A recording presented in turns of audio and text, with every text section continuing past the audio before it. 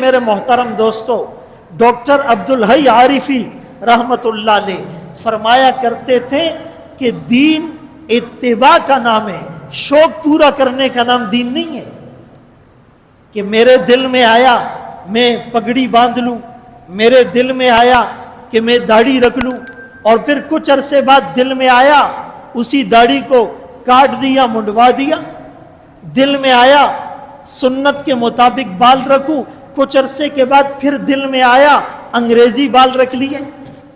دل میں آیا سنت لباس جبہ زیب تن کروں، کچھ عرصے کے بعد دل میں آیا پھر انگریزی لباس پہن لیا۔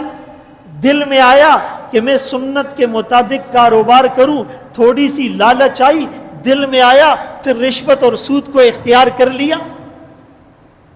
دین شوق پورا کرنے کا نام نہیں، اتباع کا نام ہے۔ رمضان میں گرمی ہے، جی نہیں چاہ رہا روزہ رکھنے کو، آقا کا حکم، اللہ کا حکم ہے رکھنا ہے۔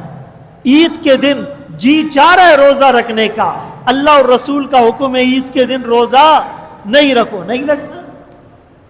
سخت گرمی ہے، نماز کا وقت ہے، جی چاہ رہا ہے سوتے رہو، دوپہر ہے، اللہ کا حکم ہے زور پڑھنی ہے پڑھ لو۔